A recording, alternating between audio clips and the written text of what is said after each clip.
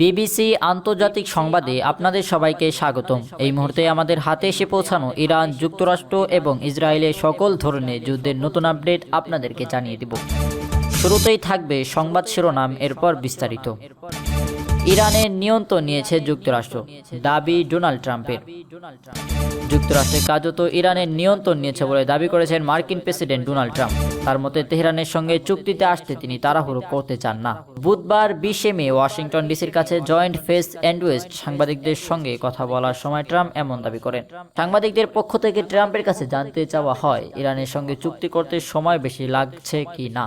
Trump বিষয়টি উড়িয়ে দেন এবং আফগানিস্তান ও ভিয়েতনামের যুদ্ধসহ বিভিন্ন সামরিক সংঘাতের সময়কাল উল্লেখ করেন।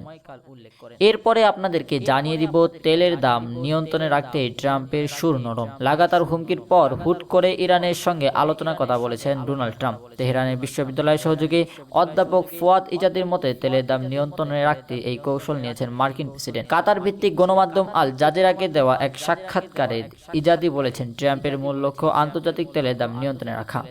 ট্রাম্প দাবি করেছেন ইরানের সঙ্গে চলমান যুদ্ধ খুব দ্রুত শেষ হবে। ভাইস প্রেসিডেন্ট জেডি ভ্যান্স তেহরানের সঙ্গে আলোচনায় অগ্রগতি ইঙ্গিত দিয়েছেন। এই খবরে আন্তর্জাতিক বাজারে তেলের দাম প্রায় 1% কমেছে, তবে অপরিশোধিত তেলের দাম এখনও ব্যারেল প্রতি $100 উপরে রয়েছে।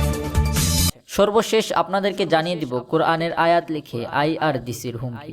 যুক্তরাষ্ট্র ও ইসরায়েল যদি ইরানের বিরুদ্ধে আবারও সামরিক অগ্রাসন চালায় তাহলে যুদ্ধ শুধু মধ্যপ্রাচ্য সীমাবদ্ধ থাকবে না। পবিত্র কোরআনের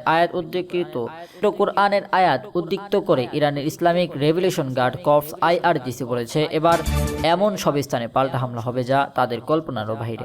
বুধবার 20 মে প্রকাশিত এক বিবৃতিতে আইআরজিসি আমেরিকান জায়নিস্ট শত্রুদের উদ্দেশ্যে বার্তা দেয়। তারা বলছে অতীতের কৌশলগত ব্যর্থতা থেকে ওয়াশিংটন ও তেল আবিবে কোনো শিক্ষা নেয়নি এবং আরও হুমকি ও চাপের পথ বেছে নিয়েছে। বিবৃতিতে বলা হয় যুক্তরাষ্ট্র ও ইসরায়েল বিশ্বের সবচেয়ে ব্যয়বহুল সামরিক শক্তি ব্যবহার করে ইরানের বিরুদ্ধে হামলা চালালেও তখনও ইরান তার পূর্ব সামরিক সমক্ষমতা ব্যবহার করেনি।